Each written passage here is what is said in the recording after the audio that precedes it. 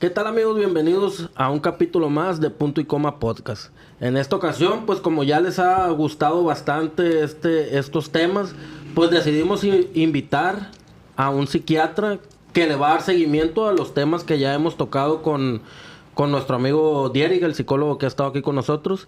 Pues, pero para ver pues la parte médica y la parte de la psiquiatría sobre los temas ya tratados. Nos acompaña entonces el doctor Jonathan Acosta. Bienvenido, doctor. Muchas gracias por estar aquí. Mucho gusto. Pues muy agradecido de estar aquí con ustedes y muchas gracias por la invitación. Llegué aquí a este podcast también gracias a Dierig, que fue quien me hizo el enlace contigo. Sí. Y pues estoy aquí para contestar lo que quieran saber de psiquiatría. A mí me gusta mucho hablar de lo que hago, ¿no? Y más porque son temas que habitualmente pueden ser nuevos para mucha gente. O pueden estar llenos como de estigma o de ideas erróneas o de concepciones que a veces no son, y mucha gente ha tenido un buen de experiencias, ¿no? Entonces creo que vale la pena venir a un espacio como este para poder aclarar algunas situaciones. Sí, fíjate que ahí en redes pues ha habido bastantes comentarios, unos a favor, otros en contra. Ajá. Y otros pues que no entendieron en sí lo que platicamos, y por eso pues es importante verlo desde esta parte, ¿no? Y pues agradecido. Yo sé que a la gente le va a gustar bastante también los temas porque pues es algo que se está desarrollando mucho últimamente pues en México y en el mundo. Son temas mentales, psicológicos que pues están en boga, ¿no? Y pues primero que nada preguntarte pues cómo es que decide un médico irse hacia la rama de la psiquiatría. Bien. Pues mira, hace un momento, antes de empezar, me habías preguntado tú que sí, cómo es que una persona llega a ser psiquiatra, ¿no? Y también creo que es importante aclarar eso, porque psiquiatra a veces se puede parecer a psicólogo, ¿no? Y ciertamente sí pasa, pero somos como de corrientes distintas, ¿no? Sí. Uno tiene que, para ser psiquiatra, estudiar medicina primero, y ya es parte de una especialización médica, así como uno se puede especializar en medicina interna, en cirugía, en pediatría. También lo puede hacer en psiquiatría, que es la que se encarga del manejo de los trastornos mentales, ¿no? Entonces, pues, como respondiendo a tu pregunta, ¿qué tiene que hacer un médico? ¿O por qué decidiste tú irte hacia esa rama? Bueno, pues, en mi caso particular, yo siempre es algo que consideré desde chico, incluso antes de ser médico, ya tenía como esta fascinación por la salud mental, y sobre todo por los temas que hablaban de locura, ¿no? Porque es algo que había tan poco información, o lo que se sabía era como siempre con cierto ocultismo, misticismo, ¿no? Y eran temas a los que yo era muy afín desde muy chiquito. Entonces, pues me encaminé en la carrera de médico y no tardé mucho para decidirme qué era lo que quería hacer. Entonces, pues nada más terminé especializándome en esto. Entonces, ¿Y cómo es que desde niño te fascinaba estos temas? ¿A dónde lo veías, lo leías, o cómo te enterabas de esto? Pues mire, yo crecí en una familia de maestros, ¿no? Mi papá también durante mucho tiempo pues trabajaba con muchos psicólogos, tenía un instituto y pues había libros y libros en la casa de todos los temas de corrientes psicológicas, principalmente en casa. Mi hermana es psicóloga también y muy apasionada, y también siempre me hablaba, siempre me platicaba de lo que veía, siempre que tenía dudas. Y algunos amigos que tenía también sabían eso de mí y me daban información, me daban libros que pues poco a poco iban como desarrollando ese interés, ¿no? en la psiquiatría. Obviamente a esas edades pues era como muy básico el conocimiento, ¿no? Era más como algo informativo, pero yo ya sabía como para dónde me quería encaminar. No quiere decir que no tuviera dudas, porque siempre te enfrentas, ¿no? Cuando le dices a tus papás que quieres ser psiquiatra, pues, ¿no? Como que no se lo toman muy bien, ¿no? Casi siempre esperan que si eres médico, pues quieren sentirse orgulloso de un médico que es cirujano, ¿no? O de un médico que es, no sé, algo tal vez que suene mejor. Y a veces como un psiquiatra no lo toman tan bien la gente, ¿no? Entonces, pues ellos pensaban eso de mí, de alguna manera fue un poquito difícil, pero con el tiempo se dieron cuenta que realmente no es tan diferente a lo que hacemos respecto a otras especialidades, trabajamos muy parecido, y pues a veces sí está como un poquito relegada, ¿no? La psiquiatría, yo pienso, entre las demás especialidades médicas. No sé si me desvié ahí un poco del tema.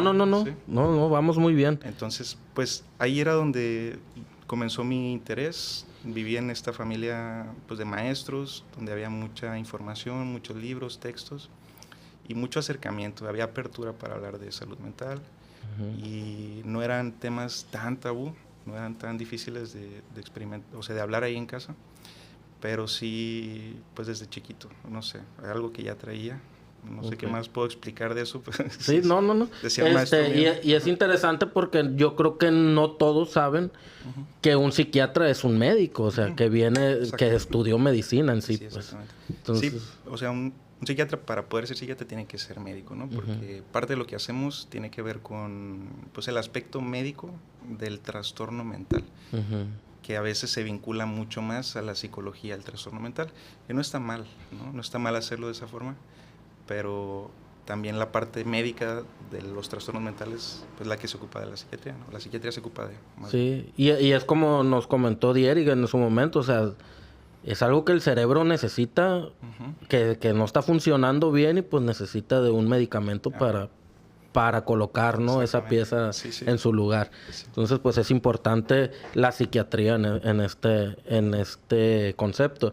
Y lo bueno es que llegas en un momento, porque estás muy joven, llegas en un momento donde la psiquiatría pues tiene más apertura, ¿no? Entre la sociedad. Como bien lo dijiste, antes había un tabú de decir, ir al psiquiatra, pues te considerabas como que estabas loco, te consideraba la gente, te marcaba, te catalogaba, ¿no? Como loco. Y ahorita hay más apertura para una persona, pues acudir a un psiquiatra, ¿no? Y creo que llegas a esta parte en un momento importante en México y pues aquí en Sinaloa, pues digo, es un tema que día a día va creciendo por todo lo que se ha venido desarrollando. Hablemos desde la etapa de la pandemia del COVID y pues actualmente cómo están las cosas, ¿no? Sí, pues ha sido mucho el impacto, ¿no? Que ha habido. Pero yo también, bueno, en mi experiencia, lo que he conocido aquí, trabajar aquí en Sinaloa en el último año, me doy cuenta que todavía hay mucho estigma, ¿no? Un poco. Y cada vez es menos, pero todavía existe. Y parte del hecho de que yo venga para acá es porque me gusta que la gente conozca más, pues que ese estigma se vaya desvaneciendo, se vaya aclarando un poco más. Y pues es algo que realmente quisiera como que se fuera disminuyendo, ¿no? Sí han cambiado mucho las cosas en los últimos años, cada vez se habla más de salud mental, tanto en redes sociales, en podcasts, por ejemplo. Sí. Hablamos, pues en YouTube, hay mucha gente compañeros psiquiatras incluso, que se dedican a la difusión en medios, que informan a la gente digamos, de una manera precisa acerca de los trastornos mentales, basados en su experiencia y en todo su trabajo, ¿no? A veces vemos videos también en redes, yo pienso que no son tan acertados, que también desinforman un montón. Okay. Y hay que tener como mucha precaución con esos también. Pero en general yo pienso que es bueno que se hable de salud mental. De una o de otra manera, eso te acerca a los medios o a los canales de comunicación adecuados, donde te informas de veras, ¿no? Sí. Aunque quizás al principio la curiosidad haya surgido de un TikTok, ¿no? O de algún video corto que hayas visto. Eventualmente, si le buscas tantito más, vas a encontrar contenido de calidad también en redes, ¿no? Claro, ¿no? Y eso también, pues, te abre la mente, pues, para acercarte a los médicos, psiquiatras, ¿no? Y te decía aquí en Sinaloa, pues, para mí, mi percepción, pues, es que hay una necesidad bastante actualmente de los médicos psiquiatras. No sé... ¿En qué edades crees tú o qué tipo de personas crees tú que todavía tienen ese tabú, ese estigma? O sea, si lo ves más en jóvenes o en adultos. No, pues evidentemente es más en adultos, ¿no? Que les tocó más como otra información de la psiquiatría. Son los que más se batalla como para que acepten que es un trastorno mental. Por otro lado, los jóvenes, yo siento que lo aceptan mucho más fácil, porque pues ya vemos en todos lados, ¿no? Incluso en el cine, cómo hay películas que hablan de las emociones, ¿no? Cómo hay información al acceso de todos, cómo hay mucha más empatía por quienes padecen. Entonces me parece que los niños o los niños y adolescentes son mucho más sensibles en estos temas, les da menos vergüenza hablar de esto, Sí. menos vergüenza ir a un psiquiatra a tratarse y a ver qué onda consigo, ¿no? Entonces, si me preguntas como los grupos de edades, yo diría gente más adulta, más grande. Pero no es exclusivo. También hay gente adulta que, o sea, se trata sin ningún problema, que va sin ningún estigma. Y pues se entiende que no es fácil, ¿no? Ir a una atención a veces tan personal como ir a hablar de tus problemas, de tu vida.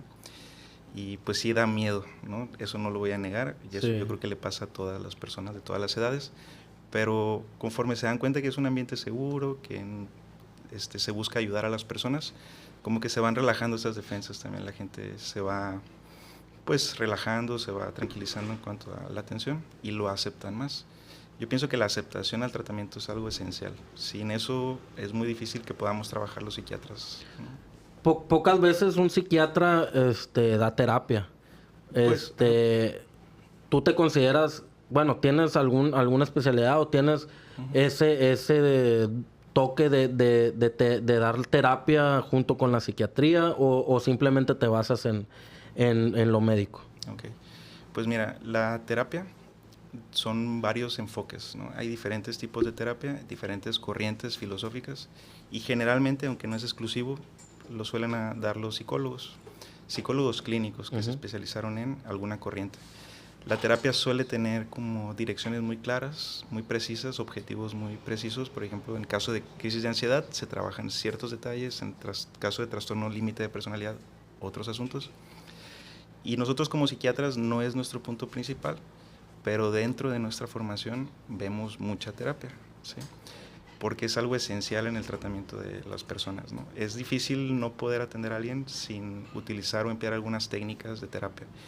Muchas veces, o yo en lo personal, que utilizo algunas técnicas que tienen que ver con la terapia cognitivo-conductual, que generalmente tienen que ver con el reconocimiento de las emociones, de los pensamientos ante situaciones particulares, el cómo modificar conductas, cómo modificar pensamientos. ¿Sí? Entonces, no es una terapia, digamos, estandarizada, rígida, con un seguimiento estrecho, pero sí se utilizan técnicas, se utilizan intervenciones durante la consulta que pueden beneficiar a la persona, ¿no? Ok, muy bien. Pues doctor, entremos en materia. Muy bien. Vamos a irnos por temas. Como primer tema me gustaría tocar lo que es la ansiedad y ataques de pánico. Pues para iniciar, ¿cuándo saber o cómo saber cuando es ansiedad o cuando ya es ataques de pánico lo que padece la persona? Ok, pues ciertamente ambas cosas son ansiedad, ¿no? Tanto un ataque de pánico como la ansiedad o trastorno de ansiedad entran dentro de la misma categoría, ¿no? Sí. La diferencia que vemos ahí es que la ansiedad tiene muchas dimensiones. No nada más son las preocupaciones, los pensamientos, la angustia, la intranquilidad, sino en el caso particular, esa ansiedad también se deposita en el cuerpo. ¿Cómo se ve? Pues personas que tienen crisis de pánico, como palpitaciones en su pecho, temblores, falta de aire, sensación de que se van a morir, de que tienen que salir corriendo. Eso sigue siendo ansiedad, pero le ponemos el nombre de crisis de pánico, porque se da en un periodo breve, se da de manera muy intensa y son síntomas físicos, ¿no? El cuerpo reacciona a esa ansiedad como si hubiera un peligro real, aunque no lo hay, por eso es que le decimos ansiedad. Si hubiera pues un peligro real, o sea, no fuera ansiedad, ¿no? Fuera algo adaptativo, algo que nos hiciera huir del peligro, ¿no? Sí, entonces la ansiedad tiene que tener ese componente donde normalmente no hay un miedo real y donde mucho de esto es más como una reacción a sobremedida de nuestro cuerpo, ¿no? Ante un estímulo o ante una amenaza que no existe. Ajá. Entonces, en pocas palabras, la ansiedad hay que verla como en diferentes dimensiones. La dimensión del pensamiento, como en las preocupaciones. Hay gente muy preocupona, muy angustiosa, que todo el tiempo está pensando como, ¿y qué va a pasar si? ¿O qué pasa si no? O se crean escenarios en su mente, ¿no?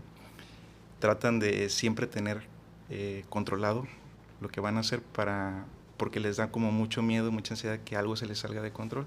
Entonces viven con esa producción de pensamiento que normalmente les representa un gasto de energía, ¿no? Quien lo vive como normal a veces, pero ese pensar y pensar y pensar va desgastando, va cansando, ¿no? Sí. Esa es una dimensión que es la dimensión del pensamiento. Hay otras dimensiones, por ejemplo, como en el cuerpo, que tiene que ver con estas situaciones que nos hacen sentir como, pues, son muy agitados, muy ansiosos, que son intensos y breves, como las crisis de pánico. Hay gente que le da gastritis, que le da colitis, ¿sí? Por la ansiedad, que tienen que venir a un podcast y ya sienten así como algo en el estómago, ¿sí? Sabemos que no están enfermos de algo del estómago, sino que están reaccionando a ese miedo, a esa ansiedad, ¿no? Y por otro lado, la parte conductual. La ansiedad nos hace mucho evitar. Por ejemplo, si cuando nos vamos a enfrentar a una situación amenazante, lo lógico sería no hacerlo, ¿no? O sea, si es algo que nos va a amenazar, ¿por qué me voy a exponer a ello?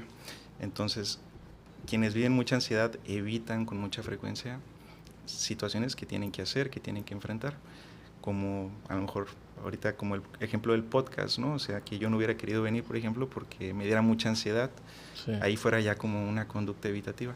Entonces la ansiedad, digamos, es como una manera muy global de referirnos a todo este conjunto de problemas que hay, ¿no? Depende cómo se presente, las características, las situaciones, el tiempo, es el apellido que le vamos a poner, si son crisis de pánico, si es ansiedad generalizada, si es fobia social, sí, dependiendo. Entonces, en general, pues no es que sean diferentes, sino que es como un apellido la crisis de pánico, ¿no? Ok, o es como algo que ya es como un nivel más grande de la ansiedad, digamos. Diría diferente, porque no todos lo experimentamos igual. Hay gente que puede estar muy, muy ansiosa sin desarrollar crisis de pánico, ¿no? Y hay gente que puede aparentar estar totalmente bien y de un momento a otro, en unos 5 o 10 minutos, desarrollan una crisis de pánico que los lleva a urgencias, que sienten que se van a morir. Entonces, son como diferentes formas de presentación. No hablaría de intensidad o de gravedad, porque cada una tiene la suya, ¿no? Sí, y es que sí hay un desconocimiento total, ¿no? De cuándo es un ataque de pánico y cuándo es algo ya en sí fisiológico. Me recuerda mucho a mis inicios con los ataques de pánico. Yo tengo, como le comentaba, 22 años padeciendo de esta, pues, enfermedad. Y en un principio, pues, era un ir y venir a emergencias porque pensaba que me estaba dando un ataque al corazón, ¿no? O sea, de que la palpitación al 1000, aceleración y todo. Pero pues poco a poco uno va aprendiendo y acercándose obviamente a los especialistas, a entender y a aprender pues a sobrellevar estos y estos ataques y a disminuirlos, ¿no? Ahorita que mencionaba pues todo lo que se siente, pues me volví a mis inicios y actualmente, como dices, uno aprende pues a sentirse así. Yo cuando me siento bien, cuando estoy bien, me siento mal. Okay. Sí, o sea, raro para ti sentirte bien. Así es, o sea, ya cuando me siento bien digo, ¿qué pasa, no? Entonces yo creo que es algo pues natural ya en una persona que ha desarrollado con tanto tiempo pues crisis de pánico. ¿Cómo diferenciar una crisis de pánico, un ataque de pánico a algo ya ciertamente pues fisiológico? Bueno, me parece que es una pregunta muy buena porque es parte de lo que debemos hacer los médicos, en general, no nada más los psiquiatras. Hace rato diste un muy buen ejemplo de lo que te hacía hacer la ansiedad, que era salir corriendo a urgencias, ¿verdad?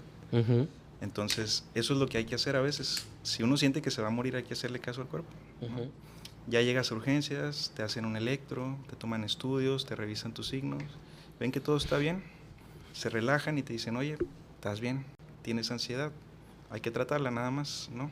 Sí. Entonces, para saber si es una causa fisiológica, ¿no? O digamos mental puramente, hay que hacer esos procedimientos. No hay manera de que yo te diga si tienes una crisis de pánico ahorita que no sea un infarto, ¿sí? Okay. A menos que conozca tus antecedentes, que sepa que te ha pasado un montón de veces, que ya te han hecho estudios y todo han salido bien. Te digo, mira, pues sí es ansiedad, o sea, no te estás infartando, ¿no? Entonces, ¿cómo diferenciarlo? Pues primero atenderse, hacerse estudios, ver que no sea una situación pues de algún infarto. Hay algunos tumores que pueden causar síntomas como esos que describes, enfermedades hormonales como el hipertiroidismo, que también nos hacen a veces, en esas tormentas tiroideas que dan, pues la gente se siente con el corazón a 1000, todo tembloroso, sienten como que se van a morir.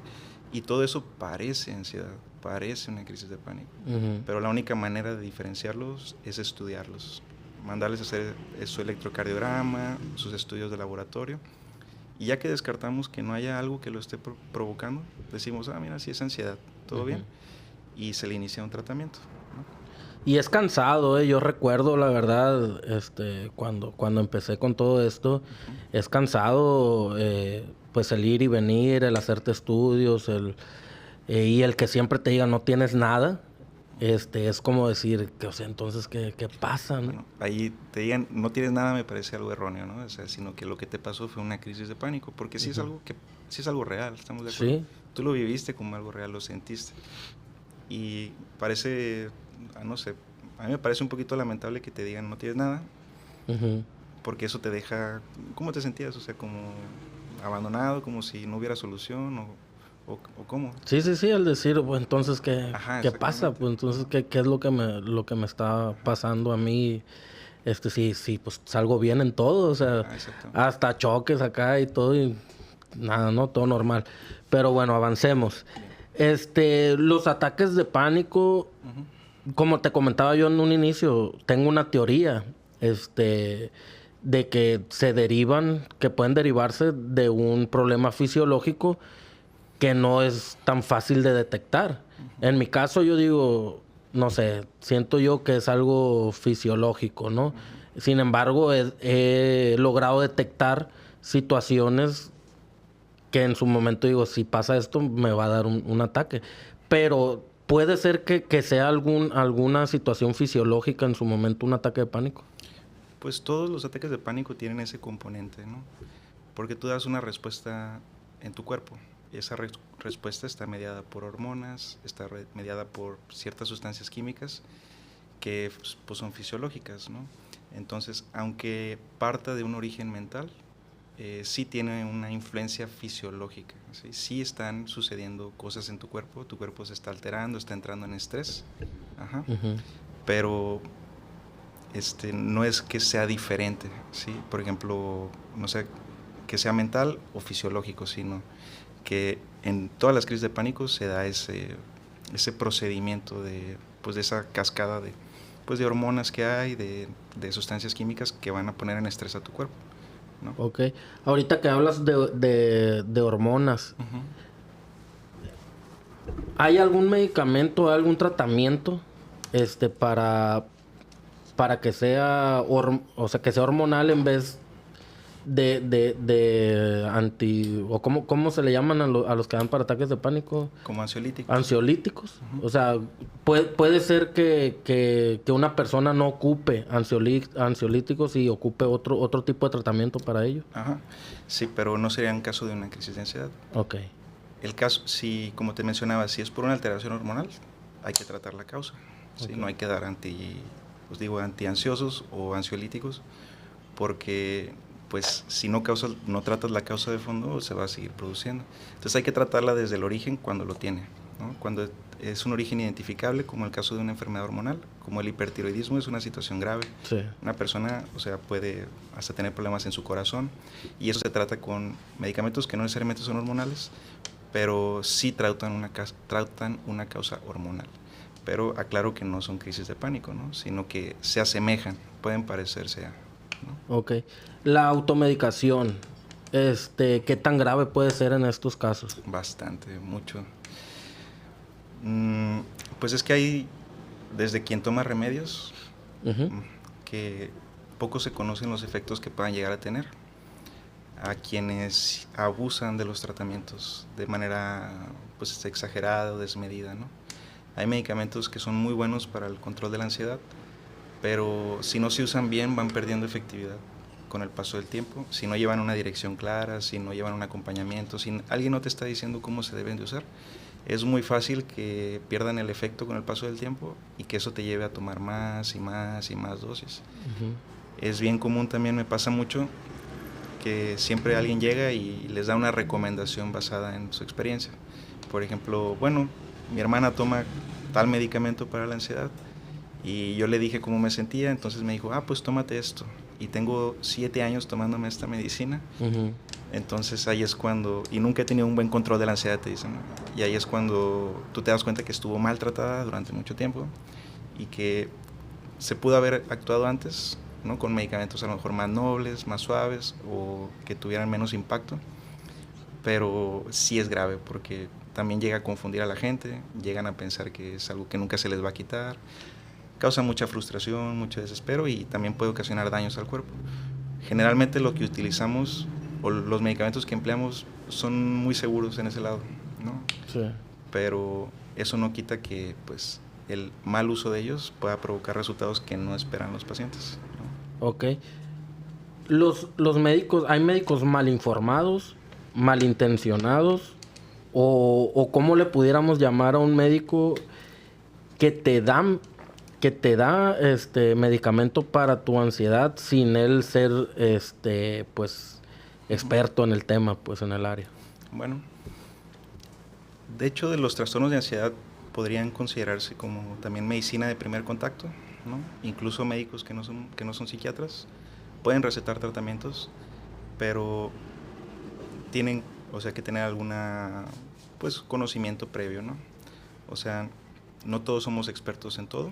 Uh-huh. Y habrá médicos que no sean psiquiatras que van a estar mejor capacitados y a lo mejor otros que no. No considero que sea una situación de mala intención, porque pues el médico lo que busca es que su paciente se alivie, mejore, o sea, que se le quiten los síntomas. Pero si uno como médico no le sabe bien o no está muy bien informado, sí es mejor que lo derive a quien sí lo pueda hacer. Sería un error para mí, por ejemplo, que yo trate algo neurológico, porque no es mi área, ¿no? Podría a lo mejor saber un poco, pero parte de mi responsabilidad es derivar al paciente con quien sí le pueda dar la atención correcta. Entonces no diría que sea una cuestión de mala intención o mala información, sino pues también de la pericia que tenga el médico, la experiencia y el conocimiento en esas áreas. Si el médico se siente capaz y competente, adelante, ¿no? Hay muchos que son así. Y si uno como médico de plano no le sabe a eso, hay que saber reconocer y saber orientar al paciente, ¿no? A con quién sí, para que reciba una atención oportuna y que no se den situaciones pues de medicaciones erróneas y todo eso, ¿no? Y yo creo que es importante que los médicos tomen este dato de pues de que si no eres experto en el área, pues canalízalo, ¿no? Con el psiquiatra, porque yo recuerdo muchas veces que al principio pues nadie me dijo ve con el psiquiatra. Y pues me daban medicamentos pues que no lo único que me hacían era dormirme, uh-huh. Que eran las gotas, las famosas gotas que no recuerdo ni cómo se llaman. Uh-huh. Y pues todo el día, o sea, no, pues en la mañana te tomas tantas y en la noche te tomas tantas. Uh-huh. Y pues imagínate, ¿no? Todo el día andaba dormido. Y caso contrario, ya que asisto a un médico psiquiatra, pues ya me da un tratamiento y una dosis adecuada y vivo una vida normal. Uh-huh. Okay. Bueno, normal, uh-huh. sin llevarla a lo que en su momento pues me gustaba pues tomar, si iba a fiestas y eso, pero pues sabemos que los medicamentos esos no están recomendados si tomas, ¿no? Alcohol. También creo que ahí algo importante es que no hay tanto acceso a la salud en algunas circunstancias. Por ejemplo, aquí en Sinaloa no hay tantos psiquiatras y no estamos tan distribuidos por todo el estado. Entonces, si esto le pasa a alguien que está en una comunidad o en algún otro sitio, uh-huh. ¿Qué acceso va a poder tener a recibir una atención psiquiátrica?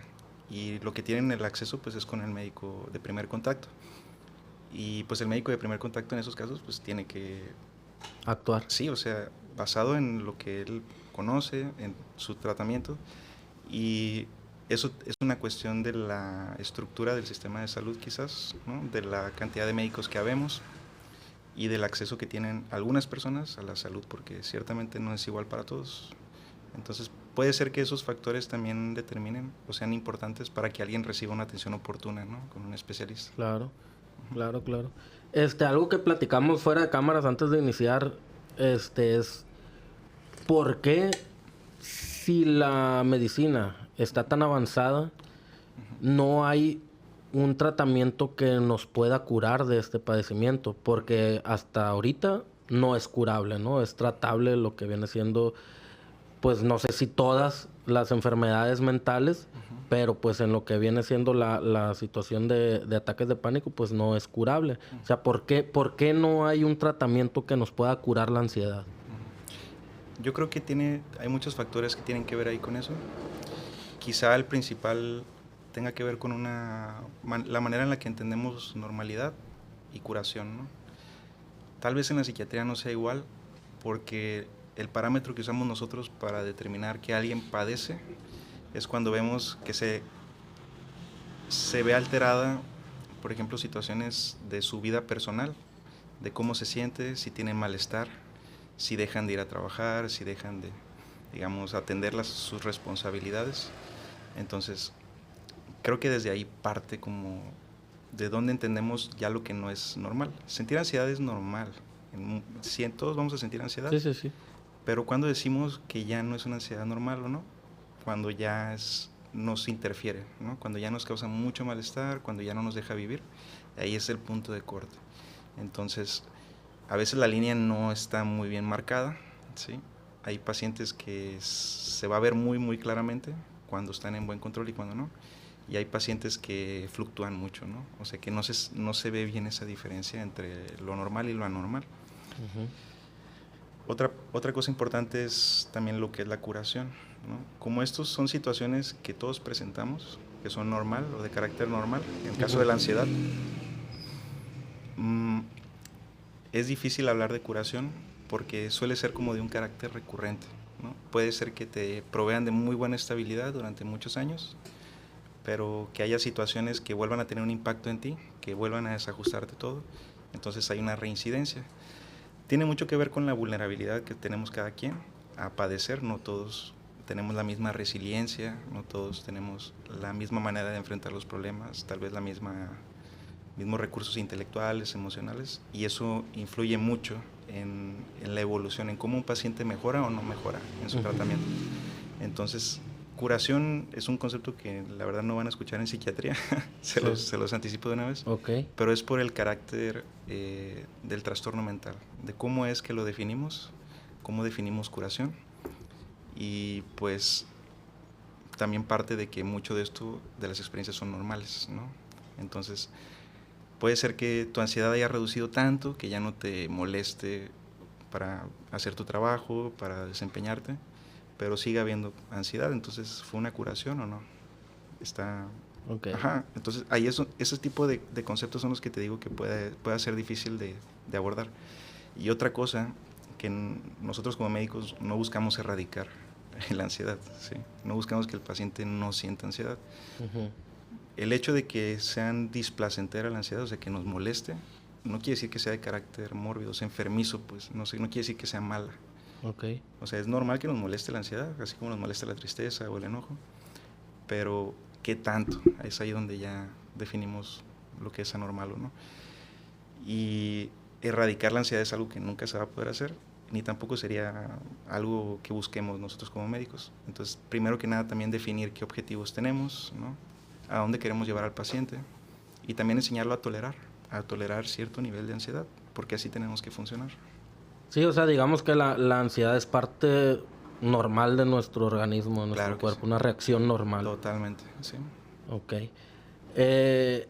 Hay algo, bueno, a mí me decía el médico en su momento que todos, como bien me lo dices, todos tenemos ese puntito de esa ansiedad y todos podemos desarrollar ataques de pánico, ¿ok?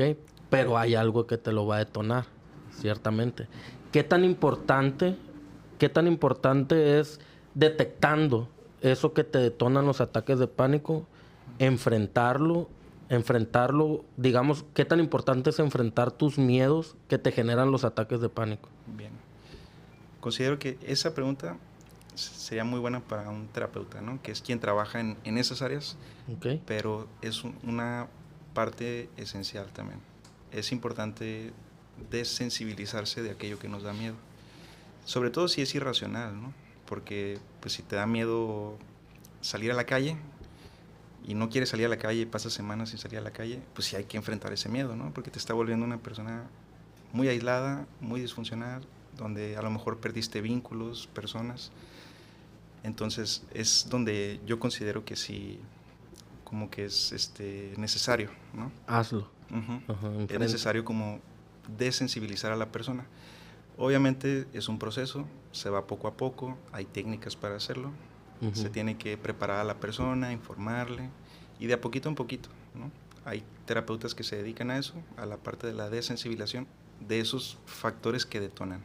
No todos van a tener esos detonantes, ¿no? Ok. Pero ¿Qué tipo de psicología, qué tipo de psicólogo debe de ir acompañado de un tratamiento psiquiátrico en estos temas? ¿El tipo de psicólogo? Sí, que tenga una especialidad en qué área. Bueno, no va por, o sea, en general los psiquiatras y los psicólogos trabajamos en conjunto, ¿no? Va a determinarse el padecimiento del paciente, tanto la gravedad como el tipo de que un paciente lleve manejo conjunto con psicología y psiquiatría, o solo psicología o solo psiquiatría. ¿De acuerdo? Ok.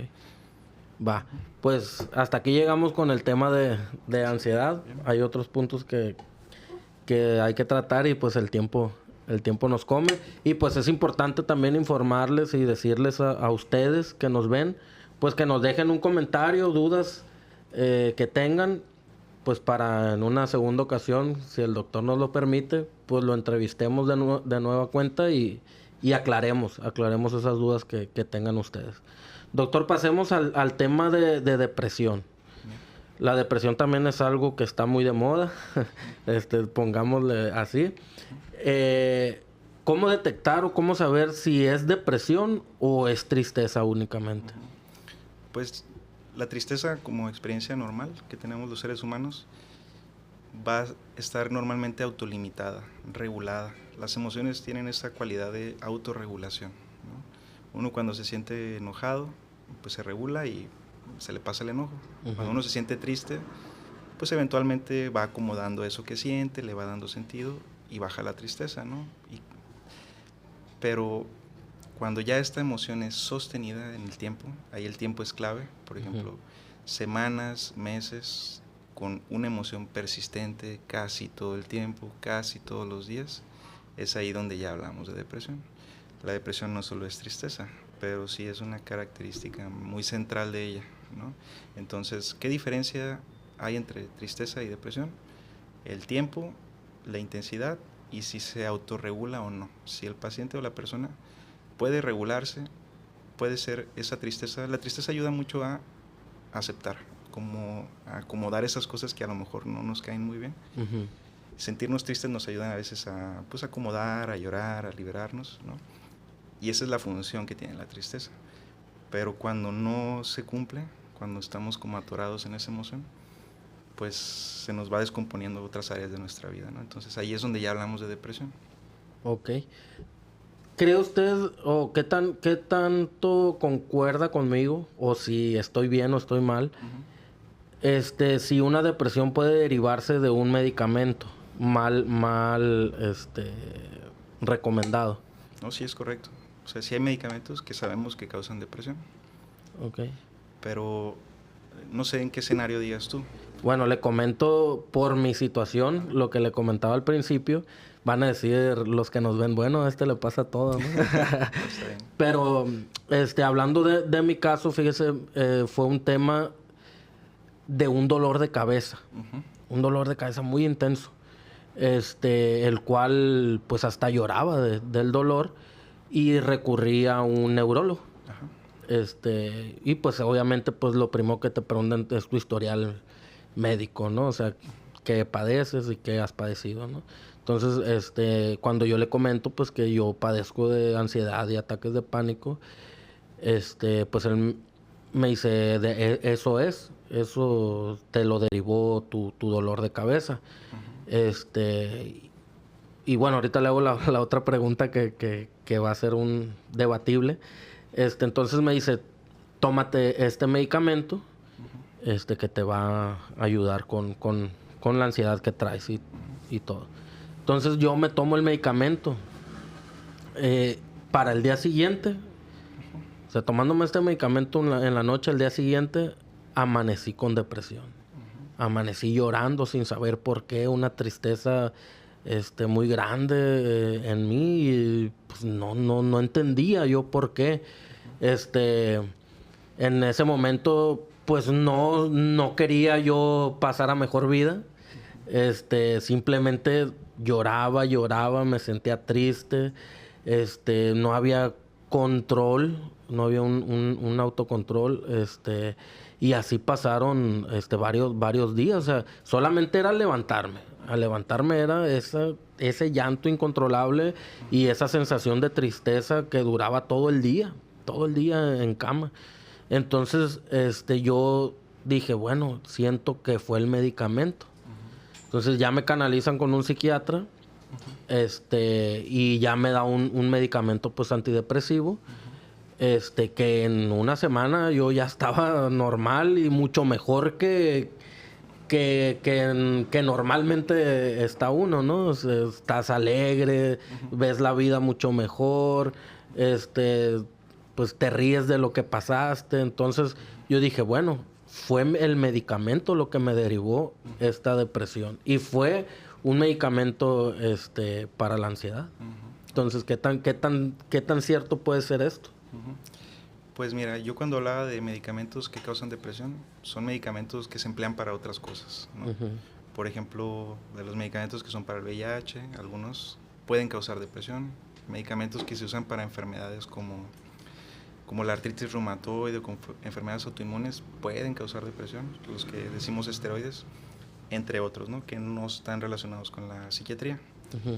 En cuanto a los medicamentos de psiquiatría, pues propiamente han de ser unos cuantos que pueden causar depresión, pero no son los que usamos ni para ansiedad ni para depresión. Entonces, de que sí los puede haber, sí existen esos medicamentos, pero habría que revisar como exactamente qué medicamento fue el que recibiste. Y algo que me parece interesante de esto que mencionas es que fue al día siguiente. Normalmente los medicamentos no tienen acciones tan inmediatas, ¿no? Y tal vez sería bueno como valorar qué había antes de, si solo era ansiedad o si también había síntomas depresivos que no se buscaron, que no se exploraron y se hicieron evidentes, ¿no? Después, al día siguiente. Entonces,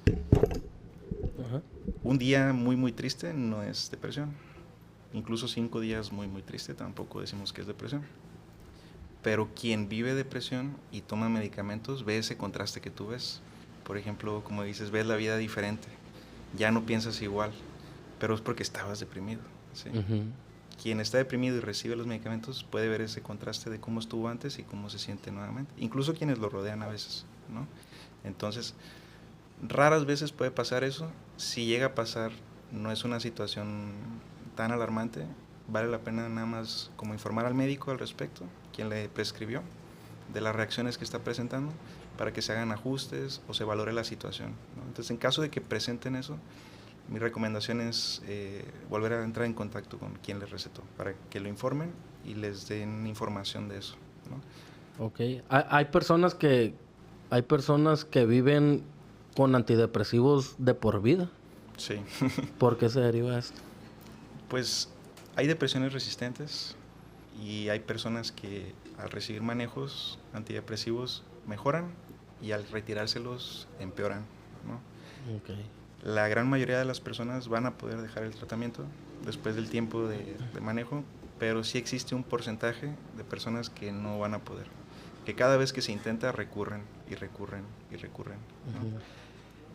No solo el medicamento es el que les va a ayudar con la depresión, a lo mejor a veces les falta un apoyo terapéutico, o sea, con psicología, o a lo mejor les falta mejorar condiciones de vida.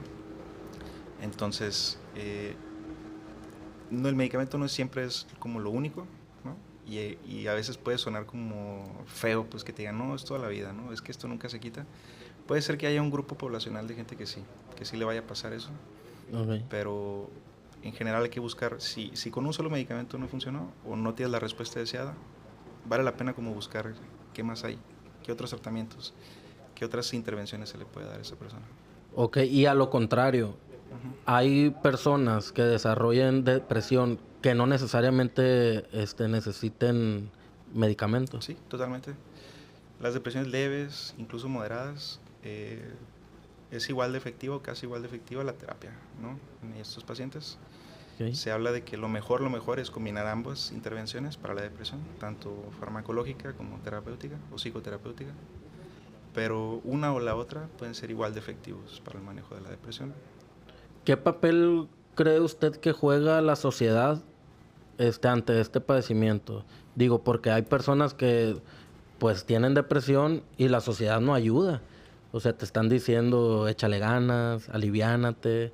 Entonces, ¿qué papel puede jugar el entorno en mejorar o en empeorar la depresión? Pues sí tiene mucho que ver, porque la depresión es multifactorial. O sea, hay un aspecto social que interviene en que una persona desarrolle depresión. Creo que esto que mencionas tiene que ver en cómo algunos entienden lo que es la depresión y piensan que es una situación voluntaria, ¿no? Les cuesta como sentir esa empatía de quien lo está viviendo porque no lo entienden, ¿no? Su única recurso para ayudarles es hablarles de su experiencia, ¿no? O sea, quizás te falta trabajar, quizás te falta levantarte temprano o ponte a limpiar. Pues son cosas que sabemos que no van a ayudar a alguien con depresión. Claro.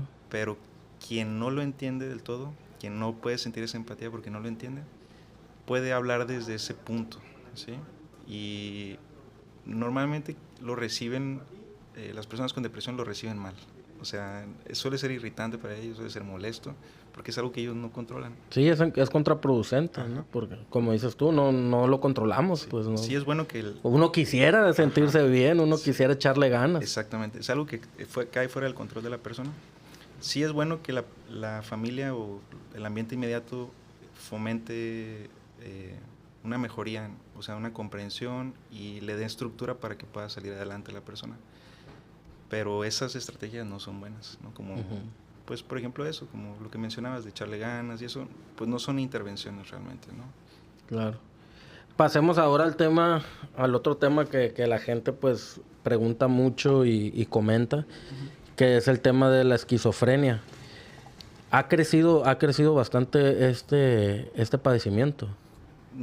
Pues es igual que antes, ¿no? No es tan prevalente, o sea, no... Es como todo, yo creo, ¿no? Que antes igual existía el mismo tabú de siempre y hoy... Hoy hablamos más, hay más acceso a la información. Así es. Ok. Comentándolo con Dierick en su momento, pues él nos decía que pues la esquizofrenia pues, hay que tratarlo psiquiátricamente, y que pueden desarrollar una vida plena. ¿Sí puede desarrollar una vida plena una persona con esquizofrenia? Sí puede, pero hay muchos factores que tienen que ver, ¿no?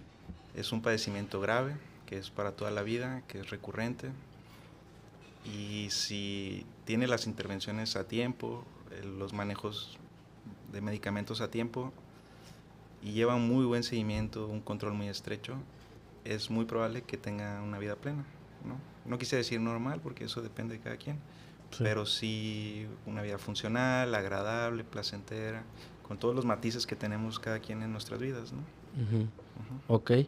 ¿Qué opinión le merece las personas que dicen que la esquizofrenia no siempre es un padecimiento mental, sino que pueden ser voces del más allá? Bueno, pues ahí yo lo veo pues desde la perspectiva médica, ¿no? Como psiquiatra, y honestamente pues me costaría trabajo como opinar respecto a eso, ¿no? Yo como médico pues y como creencia personal tampoco creo en situaciones así, pero lo que sí te puedo decir es que esto ha pasado desde antes, ¿no? Incluso antes de que existiera la psiquiatría, quienes estaban enfermos de su mente normalmente lo relacionaban con causas pues religiosas o místicas o que tienen que ver con el diablo, ¿no? Y era una manera que le dan la explicación a las personas que no entienden el fenómeno que observan, ¿no? Entonces, eso que vemos es una cualidad del pensamiento, que es el pensamiento mágico, ¿sí? Cuando no entendemos algo muy bien, le damos una explicación, pues a lo mejor inverosímil, algo como que no está muy apegado a la realidad, como pues de que son pues voces del más allá o que son provocadas por un exorcismo. Es algo que todavía existe, que consideramos, pero es algo cultural, ¿sí? Y es algo, una cualidad normal del pensamiento. O sea, no criticaría a quienes de pronto puedan llegar a pensar eso, pero tampoco fomentaría que hagan terapias que no van relacionadas a eso. O sea, si quieres considerar que pues tiene que ver con causas, si quieres, religiosas o misticismo, está bien, pero no dejes que la persona no reciba su tratamiento por eso, ¿no? O sea, deja que lo ayuden, deja que reciba su tratamiento, pero ya la interpretación del fenómeno que observan, pues va a depender de quién lo observe, ¿no? O sea, si vengo de un contexto cultural donde siempre se ha visto este tipo de fenómenos así, es probable que yo pues lo achaque a eso, ¿no? Le dé esa explicación. ¿Le ha tocado atender a alguna persona que haya hecho este tipo de tratamientos, vaya, de algún exorcismo Sí, totalmente. o brujería y eso? ¿Qué es lo que ha experimentado con ellos? Pues había una paciente, me acuerdo, que cayó como en una iglesia, ¿no? Donde como ella dentro de su padecimiento decía que podía hablar con Dios y comunicarse, era como que la vieron como un profeta, ¿no? Pasa con mucha frecuencia que ellos digan, o que hablen de profecías, o que hablen de que se va a acabar el mundo, situaciones así, o de que hablen con Dios. Entonces cayó en una comunidad donde se acopló muy bien ese tipo de ideas a las que tenían. La empezaron a ver como una profeta, ¿sí? Y la tenían, pues de alguna manera, la invitaban a las misas, o no me acuerdo cómo era, a las reuniones, y la hacían hablar con Dios, o se le hacían como que tuviera dones de curación y todo eso.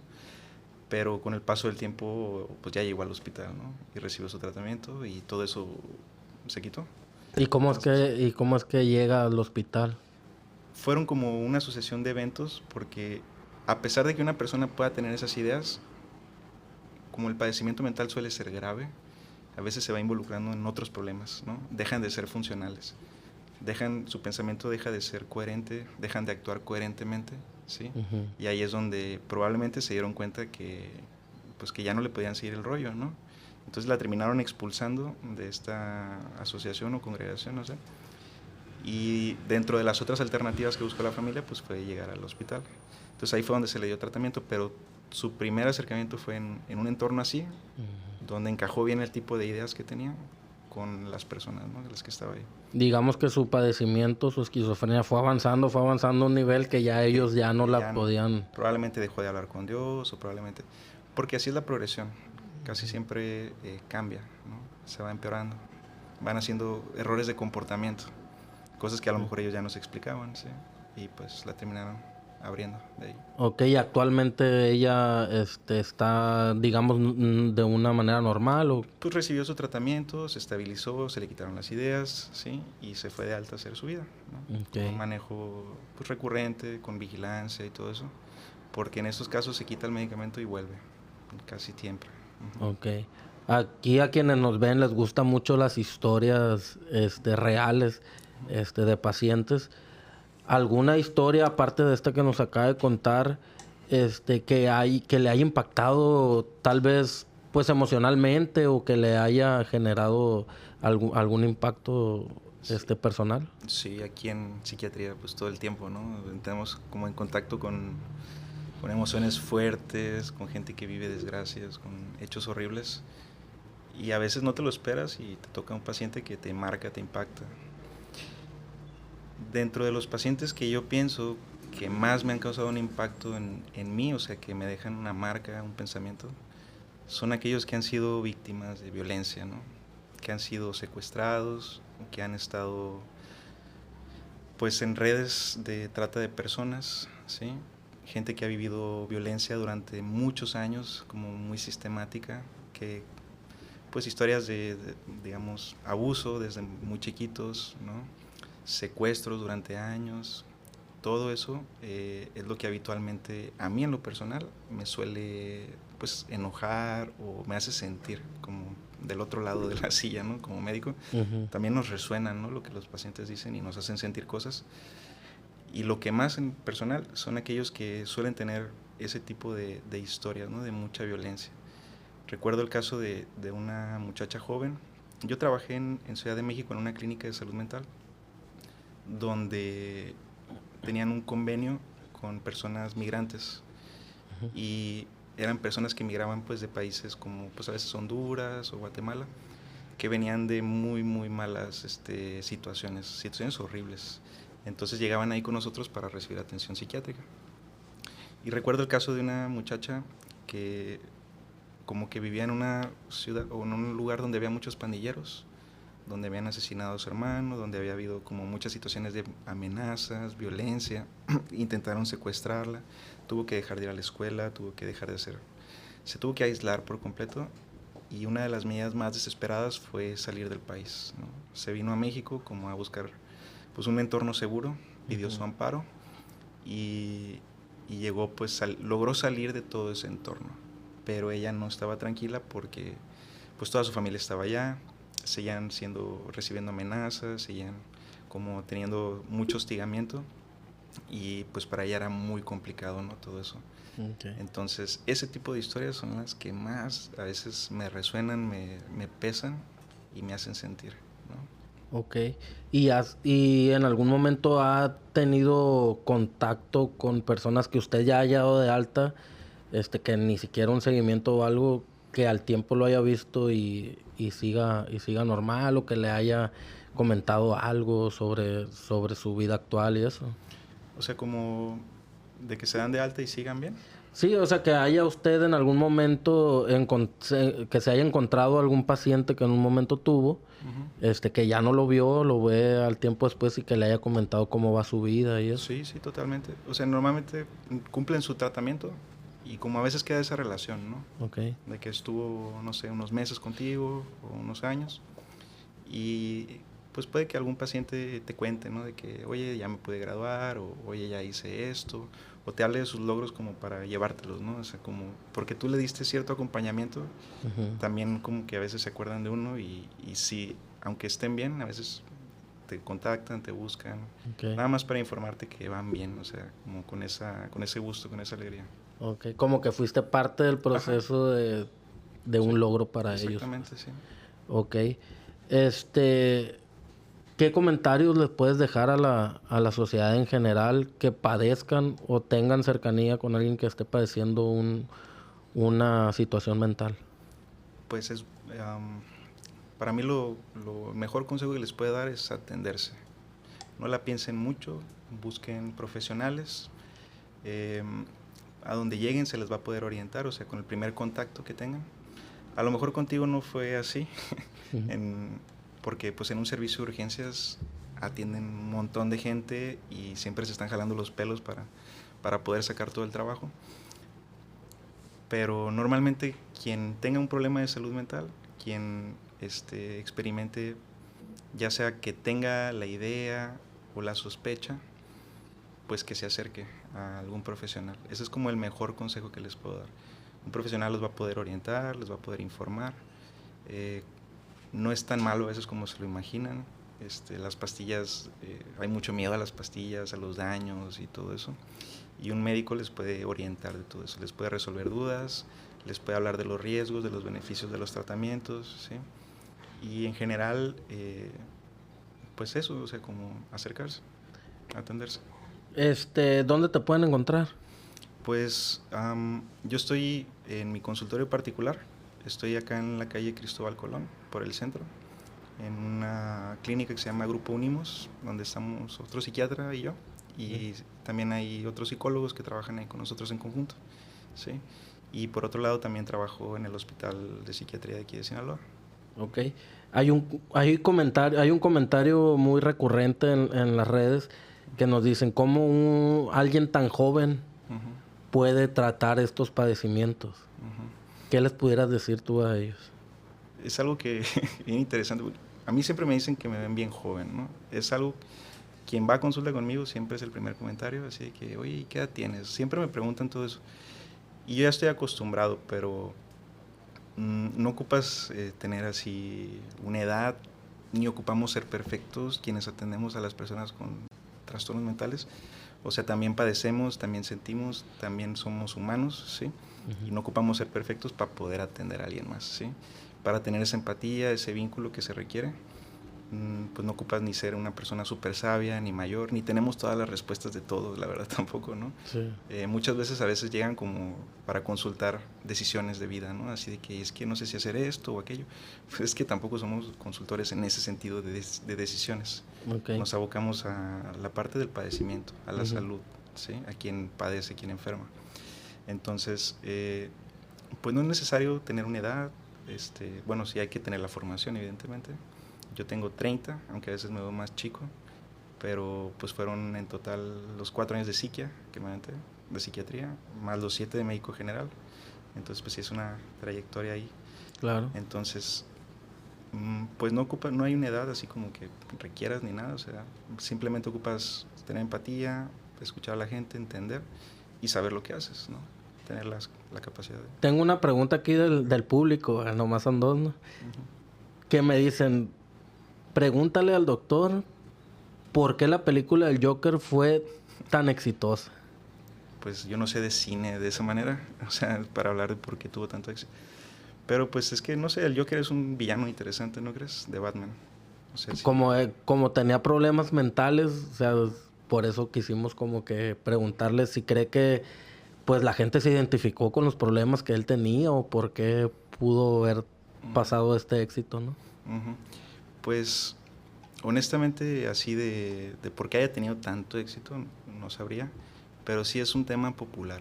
O sea, ¿cuántas películas no vemos que hablan de trastornos mentales como el centro de la película? Desde el Club de la Pelea, las más viejitas.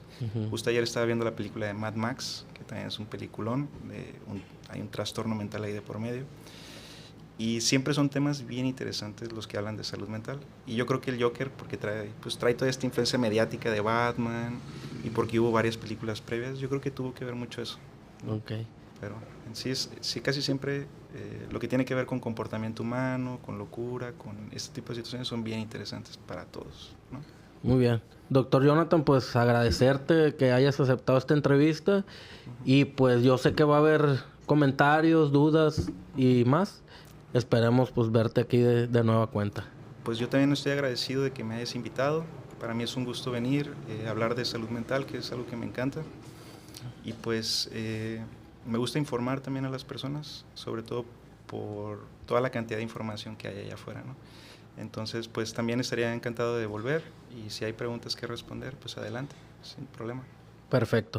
Pues igual, muchísimas gracias también para todos los que llegaron hasta este punto del podcast y pues recomendarles que busquen a un especialista cuando sientan que tengan un problema de esta índole. Agradecerles nueva cuenta, que pongan sus preguntas aquí en la bandeja aquí de los comentarios y pues que nos recomienden para que más gente pues se integre aquí a este canal. Muchísimas gracias, nos vemos hasta la próxima.